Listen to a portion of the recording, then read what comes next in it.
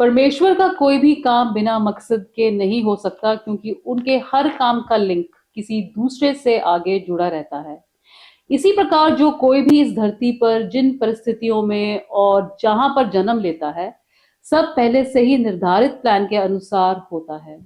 उसी में ही सबके लिए परमेश्वर की इच्छा पूरी करने की सब सुविधाएं दी जाती हैं, क्योंकि किसी से भी परमेश्वर उसकी क्षमता से अधिक नहीं एक्सपेक्ट करते। इस सब में परमेश्वर के प्लान में चलने के बारे में आज हम बात करेंगे। शुरू करते हैं परमेश्वर के वचन से। परमेश्वर का वचन हमने यिर्मयाह नबी की पुस्तक उसका 29 अध्याय उसकी 10 आयत से लिया है। यहाँ इस प्रकार लिखा है, यहोवा यूं कहता है, बेबीलोन के 70 वर्ष पूरे होने पर मैं तुम्हारी सुधि लूंगा और अपना यह मन भावना वचन के मैं तुम्हें इस स्थान में लौटा ले आऊंगा पूरा करूंगा। क्योंकि यहोवा की यह वाणी है कि जो कल्पनाएं मैं तुम्हारे विषय करता हूं उन्हें मैं जानता हूं, वे हानि की नहीं वरन कुशल ही की हैं, और अंत में तुम्हारी आशा पूरी करूंगा। तब उस समय तुम मुझको पुकारोगे और आकर मुझसे प्रार्थना करोगे और मैं तुम्हारी सुनूंगा। तुम मुझे ढूंढोगे और पाओगे भी, क्योंकि तुम अपने संपूर्ण मन से मेरे पास आओगे। मैं तुम्हें मिलूंगा, यहोवा की यह वाणी है, और बंधुआई से लौटा ले आऊंगा, और तुमको उन सब जातियों और स्थानों में भी जिनमें मैंने तुमको जबरन निकाल दिया है, और तुम्हें इकट्ठा करके इस स्थान में लौटा ले आऊंगा जहां से मैंने तुम्हें बंदी करवा के निकाल दिया था। यहोवा की यही वाणी है। परमेश्वर के वचन को पढ़े और सुने जाने से आशीष हो। आमीन। वचन के अनुसार परमेश्वर के प्लान्स हम सबके लिए आशा और भलाई की है, लेकिन हम अपने जीवन में दुखों से ही क्यों घिरे रहते हैं? इजरायली लोगों को बंधुआई में भेज दिया गया, कैप्टिव बनाकर भेज दिया गया और बेबीलोन में गए वो। और इसके बारे में बहुत ज्यादा नबियों ने पहले बताया था, और फिर परमेश्वर ने बताया यिर्मयाह 29 की 11 के अनुसार कि वो उन्हें यरूशलेम में लौटा लाएंगे। परमेश्वर एक प्यार करने वाले पिता हैं जो कि अपने बच्चों के जीवन में पूरी तरह से इन्वॉल्व हैं। वो कोई तानाशाह नहीं है, टायरन नहीं है। आदम और ईव को बनाने से पहले परमेश्वर ने सब कुछ बना दिया धरती के ऊपर। अदन बाग बनाया जिसमें कि उनकी जरूरत की सब सुविधाएं दी गई थी ताकि वो आराम का जीवन जी सके। उत्पत्ति 2 की 11-12 में हविल्ला है वहां पर धरती जिसका सोना बहुत चोखा है, वहां पर प्रेशियस स्टोन हैं, और जो भी उनकी जरूरत के लिए था सब कुछ उनके लिए बना दिया गया ताकि जो उनका काम उन्हें दिया गया था उसको वो इस्तेमाल कर सके। उत्पत्ति 1 अध्याय 31 आयत में परमेश्वर ने अपना सब कुछ बनाने के बाद में देखा सब कुछ जो उन्होंने बनाया था, और सचमुच वो बहुत सुंदर था। फिर उत्पत्ति 2 की 18 में उन्होंने फिर देखा कि आदम का अकेले रहना अच्छा नहीं है, और उन्होंने उसी समय एकदम निश्चय कर दिया कि मैं उसके लिए एक सहायक बनाऊंगा, और जो सहायक था उसके लिए एक सही कंपेनियन और सूटेबल बनाया गया। परमेश्वर की इंसानों के लिए प्लान क्या है? हमारी हर जरूरत को पूरा करने के साथ साथ उन्होंने हमें अपना आनंद भरा जीवन देने का भी व्यवस्था पहले ही कर दी है। उत्पत्ति 2 की 17 और 25 आयत में देखते हैं जो वर्जित फल खाने के बारे में था, वो यही था कि उसके द्वारा मृत्यु आ जानी है। जब तक पाप नहीं था तो मृत्यु भी नहीं थी, और जब मृत्यु आती है तो उसका कारण है बीमारी या ऐसा कुछ भी तकलीफ, तो वो बीमारी भी वहां नहीं थी। 25 आयत में देखते हैं हम, आदम और ईव नंगे थे लेकिन वो शर्मिंदा नहीं थे, क्योंकि उस समय तक कोई भी ऐसी चीज नहीं थी जिसके कारण किसी को शर्म हो या कोई गिल्ट फीलिंग हो। तो यशायाह नबी की पुस्तक उसके 11 अध्याय की 9वीं आयत में हम देखते हैं जो भविष्यवाणी की गई परमेश्वर ने अपने पुत्र मसीहा के रूल के बारे में, कि वहां पर उस समय फिर कोई भी वाइल्ड बीस्ट कुछ भी किसी भी तरह का कोई वायलेंस नहीं होगी। फिर उन्होंने कहा 9वीं आयत में, मेरे सारे पवित्र पर्वत पर ना तो कोई दुख होगा और ना हानि करेगा, क्योंकि पृथ्वी यहोवा के ज्ञान से ऐसी भर जाएगी जैसा जल समुद्र में भरा रहता है। परमेश्वर के ज्ञान से सब लोग भर जाएंगे।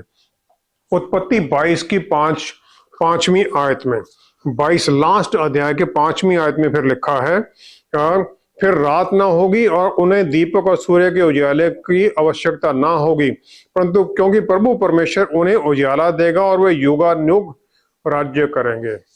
उस समय ना कोई श्राप होगा और ना कोई और दुख होगा, क्योंकि परमेश्वर का सिंहासन उनके बीच होगा।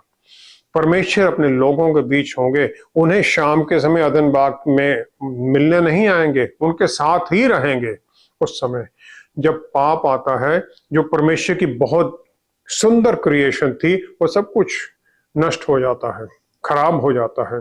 और फिर कायन ने अपने भाई हाबिल का वध कर दिया, पहला मर्डर हो गया, और फिर उसे वो छुपाने की कोशिश भी करता है। परमेश्वर जी सब कुछ जानते हैं। इसी प्रकार जैसे आदम और ईव को जब उनके पाप के बारे में बताया गया, तो कायन को भी उसी तरह परमेश्वर ने बताया उत्पत्ति 4 की 10 से 12 आयत में। क्योंकि परमेश्वर ने उसे कहा कि धरती ने अपना मुंह खोला कि हावल का जो लहू है उसमें आए, तो तुम्हें वो कहते हैं इसलिए अब भूमि जिसने तेरे भाई का लहू तेरे हाथ से पीने के लिए अपना मुंह खोला है, उसी की ओर से तू शापित है। धरती से तुम शापित हो, परमेश्वर श्राप नहीं दे रहे हैं। और फिर वो कहते हैं कि तुम्हें जो परमानेंट शेल्टर था धरती के ऊपर, और उससे तुम वंचित हो जाते हो। फिर वो कहते हैं तू फ्यूजिटिव होगा, वैगाबॉन्ड होगा, तू इधर उधर चारों तरफ घूमता रहेगा। और फिर भी परमेश्वर ने उसकी बात को सुना, उसके जो डर की अपने जीवन के बारे में डर था, उसके मृत्यु के बारे में डर था, उसकी बात को सुना। और फिर परमेश्वर ने उसके ऊपर उत्पत्ति 4 की 15 के अनुसार उन्होंने कह दिया कि कोई कैन को घात करेगा उसे 7 गुना बदला लिया जाएगा। और फिर उसके ऊपर उन्होंने एक चिन्ह ठहराया कि ऐसा न हो कि उसे पाकर कोई मार दे। न्यायियों की पुस्तक 13 अध्याय 5वीं आयत में मनोआ की पत्नी को परमेश्वर के दूत ने आके कहा, मनोआ की पत्नी बैरन थी, उसके बच्चा नहीं था। फिर वो उसे कहते हैं कि तू एक पुत्र जनेगी, तो एक पुत्र जनेगी और उसके सर पर छुरा फिरे, क्योंकि वह जन्म से ही परमेश्वर का नासिर रहेगा और इजरायलियों को फिलिस्तियों के हाथ से छुड़ाने में वही हाथ लगाएगा। सैमसन बार बार पाप करता है, लेकिन फिर भी परमेश्वर 20 साल तक उसे न्यायी इजराइल का बना के रखते हैं। दलाइला उसे बार बार फिलिस्तियों को पकड़ाने के लिए उससे उसकी शक्ति का राज पूछती है, और आखिर में वो बता देता है। फिर न्यायियों की पुस्तक 16 अध्याय 19 से 30 में हम देखते हैं कि उसे अंधा कर दिया गया और उसके दुश्मनों ने उसे पकड़ लिया। और फिर 28 आयत में लिखा है, फिर भी परमेश्वर ने उसकी प्रार्थना को ठुकराया नहीं। उसने परमेश्वर से प्रार्थना की कि हे प्रभु यहोवा मेरी सुधि ले, हे परमेश्वर अब की बार मुझे बल दे कि मैं फिलिस्तियों से अपनी दोनों आंखों का एक ही पलटा लूं, एक ही बारी में ये पलटा लूं। और फिर वो पूरा परमेश्वर उसे बल दे देते हैं, और जिन पिलर्स के ऊपर वो पूरा भवन मंदिर जो उनके देवता का था जिस पर टिका हुआ था, समसन उन्हें गिरा देता है पिलर्स को, सारी बिल्डिंग उन पर गिर जाती है। और फिर उसकी मृत्यु में वो ज्यादा लोगों को मारता है जितना कि उसने अपने जीवन में नहीं मारा था। धरती के अदन बाग में जितने फल थे सारे खाने की आज्ञा थी, लेकिन सिर्फ एक ही फल था जो वर्जित था। आदम और ईव के अंदर परमेश्वर की आज्ञा को ना मानने की जो अंदर से आई, उसके कारण उन्होंने पाप कर दिया। पुराने नियम में बार बार लोगों के बारे में बताया गया है जो अकेले और कम्युनिटी के तौर पर परमेश्वर की आज्ञाओं से बाहर निकलते हैं, लेकिन हर बार जब वो मुड़ते हैं तो परमेश्वर उन्हें माफी देने के लिए उन्हें दोबारा आशीष में आने के लिए तैयार रहते हैं। ये वचन के लोगों ने यहोवा की नजर में जो पाप था, जो बुराई थी, वो की 7 बार। ये न्यायियों की पुस्तक में ही लिखा गया है। मलाकी 3 अध्याय 8वीं 9वीं आयत में, मलाकी 3 अध्याय उसकी 8वीं 9वीं आयत में हम देखते हैं कि दूसरी एक्सट्रीम है। परमेश्वर अपने लोगों को कहते हैं कि तुम मुझको धोखा देते हो और तो भी पूछते हो हमने किस बात में तुझे लूटा है, दशमांश और उठाने की भेंटों में। और फिर वो आगे कहते हैं कि तुम तुम श्रापित हो, तुम पर भारी श्राप पड़ा है क्योंकि तुम मुझे लूटते हो, वरन सारी जाति ऐसा करती है। और ये हमारी फाइनेंशियल मैनेजमेंट के बारे में है। हम अपने पैसों को ठीक से नहीं इस्तेमाल करते हैं और फिर हम परमेश्वर की तरफ दुहाई लगाते हैं कि हमें कर्जे में से निकालो। बहुत प्रचारक हैं जो ये दशमांश के बारे में बात ही नहीं करते, क्योंकि वो नहीं चाहते कि लोग ये सोचें कि उनसे पैसे मांगे जा रहे हैं। कोई भी प्रचारक आपसे पैसे नहीं मांगता है, वो सिर्फ आपको गाइड करना चाहता है कि आप सही रास्ते पर चलने लग जाए। याकूब जो प्रभु यीशु के भाई थे और जो पहला चर्च था जो उन्होंने स्थापित किया था, उसके वो पास्टर थे। उन्होंने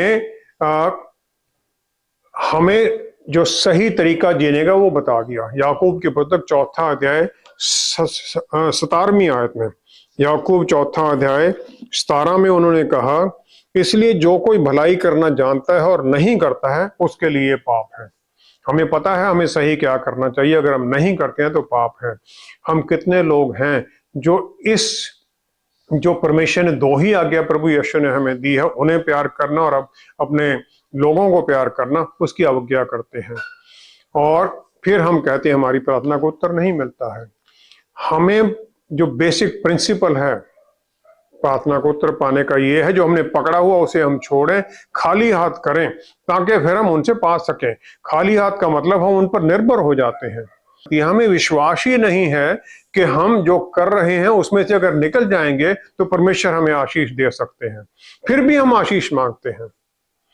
परमेश्वर ऐसे किसको आशीष दे सकते हैं जो उनकी बात मानकर सही तरीके से जीना ही नहीं चाहता है। हम ये चाहते हैं कि हम अपने जो वर्ल्डली स्टैंडर्ड जो हमने सेट किए उनके अनुसार हम चलें और फिर हमें साथ साथ स्वर्ग से जो अद्भुत आशीषें वो भी मिलती रहें। स्वर्गीय रास्ते में जो है वो सब मिलती जाएं, उस रास्ते पर हम चलना नहीं चाहते हैं। यूहन्ना 10:10 के अनुसार शैतान आता है चुराने, घात करने और नष्ट करने के लिए, और किसी को भी परमेश्वर जबरदस्ती नहीं करते कि उसके पीछे हो लो। हमें एक चॉइस है कि हम उनको फॉलो करें। इच्छा हमारी है हमें उनके पीछे चलना है या नहीं चलना है। परमेश्वर जबरदस्ती नहीं करते हैं। जब हम उनके पीछे चलने लग जाते हैं तो वो हमारा हाथ पकड़ा ही हुआ उन्होंने, फिर हमें वो गाइड करने लग जाते हैं, अपने बल में आशीष में ले जाने लग जाते हैं। ऐसे में परमेश्वर के प्लान्स में किस प्रकार चल सकते हैं, क्योंकि हमारे जीवन में पाप तो बार बार हो ही जाता है। पाप करना एक चॉइस है, लेकिन परमेश्वर दयालु है अपने प्यार में, और जब हम पाप को अंगीकार करते हैं, तौबा करते हैं, 1 यूहन्ना 1 अध्याय 9वीं आयत के अनुसार, तो वो हमें क्षमा करते हैं। यूहन्ना 3:16 के अनुसार परमेश्वर का जो प्यार है वो उनके पुत्र में दिखाई देता है। उन्होंने सारे जगत से इतना प्यार किया कि अपने अकेले पुत्र को, उन्होंने इकलौते पुत्र को दे दिया, ताकि जो उसमें विश्वास करे वो नाश ना हो लेकिन अनंत काल का जीवन पाए। परमेश्वर ने प्यार किया इस दुनिया को जिस प्रकार दुनिया थी पाप में डूबी हुई, उनके पुत्र इंसान बनकर आए और फिर लोगों के लाइफस्टाइल में उसी प्रकार मिल गए ताकि उन्हें सही तरीके में ला सकें। लेकिन मुक्ति उन लोगों के लिए है जो उसमें विश्वास करते हैं। प्रभु यीशु जब इंसान बन गए तो वो सब कुछ जानते थे कि धरती पर उनके लिए क्या क्या होना है। अपने लोग उनका तिरस्कार करेंगे, ठट्ठा किया जाएगा, उनका लगातार क्रिटिसिज्म किया जाएगा, शैतान से उन्हें जोड़ दिया जाएगा, उसका एजेंट कहा जाएगा, उन्हें टॉर्चर किया जाएगा, ह्यूमिलिएट किया जाएगा, क्रूसीफाई कर दिया जाएगा, और जो कुछ भी हम इंसान लोग उन पर ला सकते थे सब कुछ उन पर कर दिया गया। यूहन्ना 10 के अनुसार वो आए हमें जीवन देने के लिए, और जीवन भी जो बहुतायत का जीवन है। उस समय और आज भी लोग इस बोझ में दबे हुए हैं क्योंकि अपने एफर्ट से मुक्ति पाना चाहते हैं और परमेश्वर को प्रसन्न करना चाहते हैं। बहुत बार तो हम अपने आप को पवित्र और धर्मी दिखाना चाहते हैं, जिस प्रकार लूका 18:10-13 आयत में प्रभु यीशु ने वो पैराबल बताया। जो फरीसी है वो अपने सही कामों से परमेश्वर को ही अपने कर्ज में डालना चाहता है। दूसरी तरफ जो चुंगी लेने वाला है वो अपने पाप को मानता है और परमेश्वर की दया और मर्सी की अपील करता है। प्रभु यीशु ने ऐसे लोगों को जो अपने पापों को मानते थे, उन लोगों को उन्होंने मत्ती 11:28 में बुलाया, उन्होंने पुकारा कि ऐ बोझ में दबे हुए लोगों, परिश्रम करने वाले और बोझ से दबे हुए लोगों, मेरे पास आओ, मैं तुम्हें विश्राम दूंगा। और जो वेट है, बोझ है, वो सेल्फ एफर्ट का है, जो हम अपनी कोशिश करते रहते हैं परमेश्वर को खुश करने के लिए, उससे नजदीकी के रिश्ते में जाने के लिए। यूहन्ना 1:29 में बपतिस्मा देने वाले यूहन्ना ने प्रभु यीशु को परमेश्वर का मेमना कह दिया, जो जगत का पाप उठा कर ले जाता है। और फिर प्रभु यीशु लूका 23:44-45 में जब उनके ऊपर हमारा सब वो पाप डाल दिया गया सलीब के ऊपर, तो इतना अंधेरा घना हो गया, क्योंकि हमारी जो पाप था, हमारा आज से लेके आगे तक सब दुनिया का पाप उन पर डाला गया। जो पासओवर फेस्टिवल जिस समय प्रभु यीशु को सलीब पर चढ़ाया गया था, वो हमेशा फुल मून में होता था, और फुल मून में किसी भी तरह से सूर्य ग्रहण नहीं लग सकता है, क्योंकि सूर्य ग्रहण नया जब चांद निकलता है उस समय ही लगता है। क्योंकि जो हमारा जो पाप उन पर अंधेरा डाला गया था, वो इतना बुरा था, इतना भयानक था कि परमेश्वर ने ही अपने पुत्र से मुंह मोड़ लिया। मत्ती 27:46 के अनुसार फिर हम देखते हैं परमेश्वर के पुत्र ने अपने उस अकेलेपन को महसूस किया, और पिता से नहीं, परमेश्वर से उन्होंने अपील की कि मुझे क्यों छोड़ दिया है। कुलोसियों की पुस्तक 1 उसकी 13 से 16 आयत, वहां हम देखते हैं पौलुस रसूल ने कॉन्फिडेंटली ये कह दिया कि हमें उन्होंने अंधेरे से अपने पुत्र के जो प्यार में उनके राज्य में शामिल कर दिया है, जिसके द्वारा हमें, जिसके लहू के द्वारा हमें पापों की मुक्ति, माफी मिलती है। और प्रभु यीशु ने यूहन्ना 19:30 के अनुसार सलीब पर कह दिया पूरा हुआ, और सब कुछ पूरा हो गया जो उनके बारे में भविष्यवाणी की गई थी कि वो हमारे मुक्तिदाता हैं। और फिर जो उनमें विश्वास करता है और जो उनकी आज्ञाओं में चलता है, फिर वो इस पूरे हुए काम में आ जाता है। पहला स्टेप है परमेश्वर के वचन को मानना कि ये सच्चा है, फिर इसे उस सच्चाई में ग्रहण करना, और फाइनली है विश्वास में उस वचन में चलना। आदम और ईव भी परमेश्वर की आवाज को सुनते थे, उसे देखते नहीं थे। सबसे जो बेसिक कमांड जो दी गई है, शिमा कमांड, व्यवस्था विवरण 6 आयत में, वो है परमेश्वर को सुनना और उसकी आज्ञा मानना। लूका 9:35 आयत में जब प्रभु यीशु का रूपांतरण होता है, तो स्वर्ग से पिता परमेश्वर की आवाज आती है कि ये मेरा पुत्र है, इसकी सुनो। जो ईव का पाप था वो ये था कि सुनने की बजाय अपनी बाकी सेंसेस से उसने देखा और सब कुछ उसने पाप कर दिया, और उसके बाद में इंसान सुनने की बजाय अपनी सेंसेस के अनुसार ही सब कुछ करने लग जाता है, और फिर वो पाप में फंस जाता है। हमें परमेश्वर की आवाज जो हमें पवित्र आत्मा परमेश्वर द्वारा मिलती है, उसे सुनना है। रोमियो 10:17 में विश्वास किसी और तरीके से नहीं आता है, विश्वास आता है मसीह के वचन को सुनना, ताकि हम विश्वास से भर जाएं। यहोशू 1 आयत में यहोशू को अपने आप को सफल करना और हर काम में सक्सेसफुल होने के बारे में उन्होंने कह दिया कि व्यवस्था की पुस्तक तेरे चित्त से कभी ना उतरे। और जब हम परमेश्वर के वचन को बोलते हैं तो हमारे कान सुनते हैं, और हमारे माइंड में ये आता है, विचारों में भर जाता है, और फिर हार्ट हमें वो उसको रिसीव कर लेता है, और फिर हम उसकी आज्ञा में चलने के लिए हमारे मन में इच्छा पैदा होने लग जाती है, और फिर ये हमारी आत्मा में शामिल हो जाता है। सिर्फ यही नहीं, लेकिन जब हम परमेश्वर के वचन को मानते हैं, तो फिर जो अफसियों की पुस्तक आखिरी 6 अध्याय उसकी 17वीं आयत में पौलुस रसूल ने कहा है कि आत्मा की तलवार जो परमेश्वर का वचन है, फिर वो हमारे साथ काम करने लग जाती है। जो आत्मा की तलवार कहा गया है, यहाँ पर ग्रीक भाषा का शब्द इस्तेमाल किया गया है मकायरा, जिसका मतलब है स्लॉटर नाइफ, जो एक छोटा इतना नाइफ होता है, जैसे कि फौजियों की राइफल के ऊपर बेनेट लगी होती है, और ये क्लोज बैटल के लिए इस्तेमाल होता है। मत्ती 4 की 3 से 11 आयत में जब प्रभु यीशु को टेम्प्ट किया गया विल्डरनेस में, तो यही तलवार प्रभु यीशु ने इस्तेमाल की शैतान के ऊपर और उसे भगा दिया। हमें पढ़ना है, मनन करना है, समझना है और उस आत्मा की तलवार को इस प्रकार हम अपने अंदर ग्रहण करते जाते हैं ताकि हम शैतान का सिर्फ सामना ही ना करें बल्कि उसको अपने पास से भगा सकें, उसमें जीत में चल सकें। जब हम इस प्रकार वचन में गहराई में चलने लग जाते हैं तो परमेश्वर हमें जीत देने लग जाते हैं।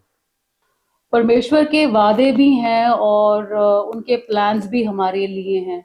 इनके बावजूद हम हमेशा परेशानियों में ही क्यों फंसे रहते हैं?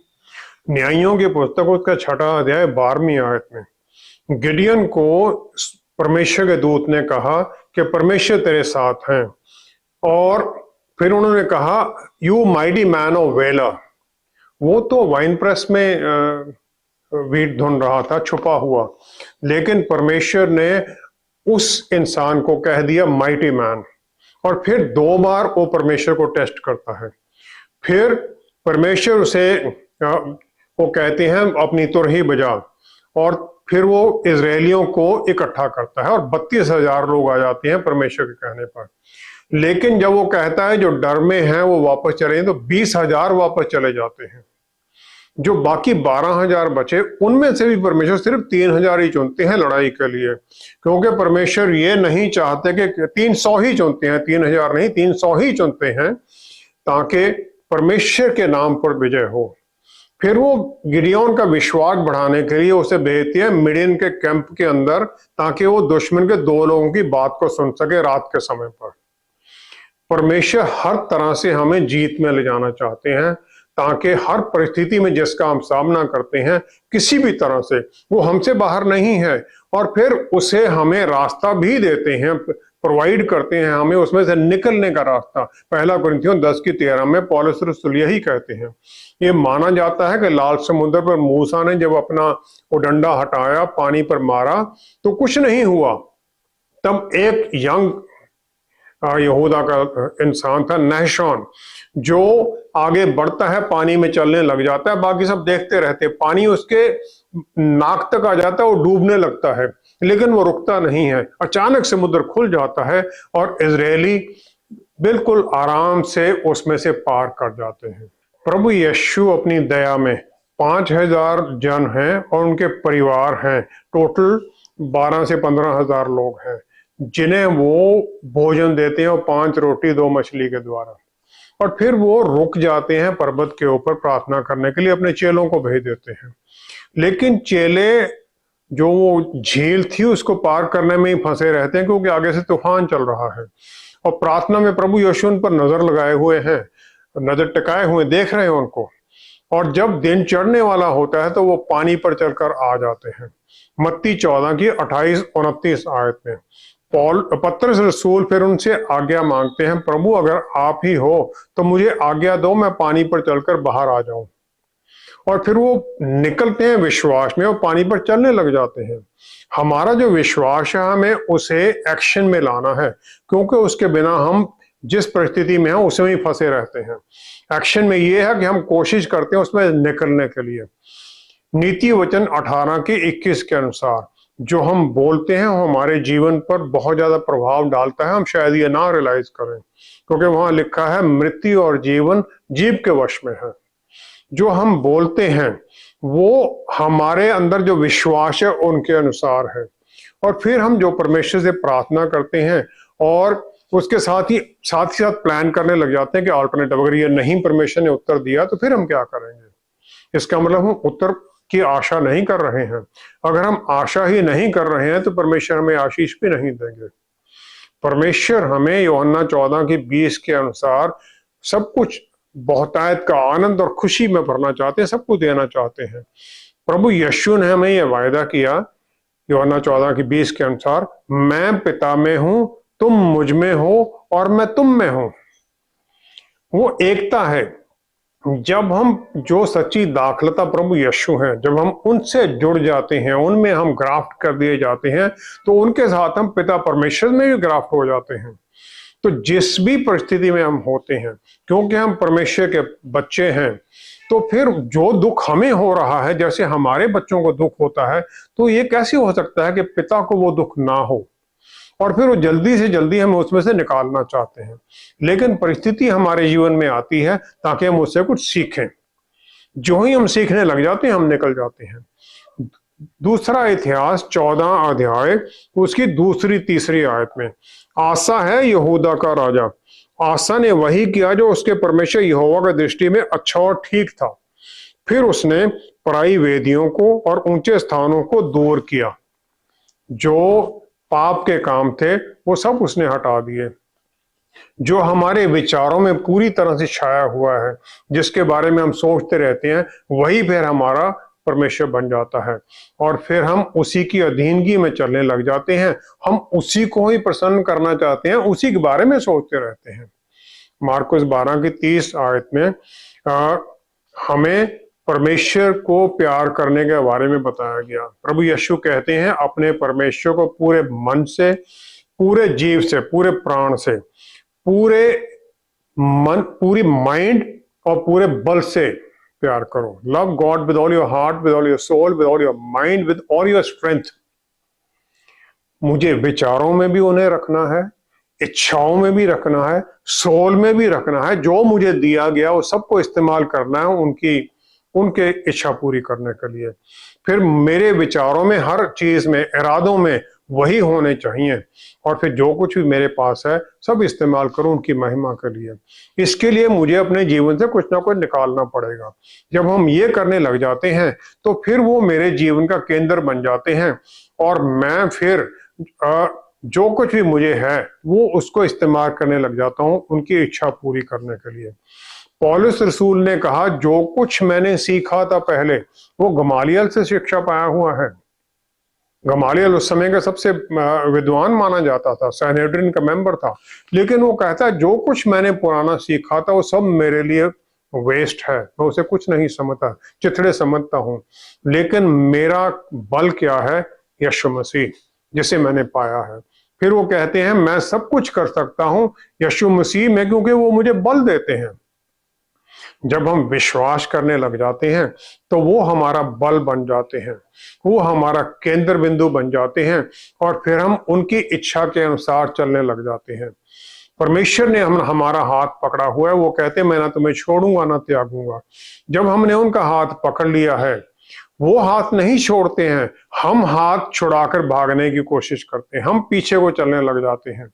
लूत की पत्नी को स्वर्गदूतों ने वहां से निकाल लिया था, सदोम गोमोरा से, लेकिन वो पीछे देखने लग गई, पिछले जीवन में देखने लग गई, और नमक की मूर्ति बन गई। जब हम परमेश्वर के पीछे चलते हैं तो आशीषित होते हैं और जीत में ही बने रहते हैं। उनकी प्लान में फिर हम हर तरह के आनंद में बढ़ते हैं। आइए हम प्रार्थना करें। पिता परमेश्वर, क्या ही धन्य है आप, हम जैसे पाप में डूबे हुए लोगों के ऊपर आपने अपने पुत्र को कुर्बान कर दिया। स्वर्ग का सबसे बहुमूल्य खजाना हमारे ऊपर लौटा दिया गया, और फिर भी हमने उन्हें ठुकराया, तिरस्कार किया। आपने हमें आशीष दी, पवित्र आत्मा परमेश्वर हमारे अंदर दे दिए, ताकि हम उनके बल में, उनकी अगुवाई में चलने लग जाएं। पिता परमेश्वर, हम आपका धन्यवाद करते हैं।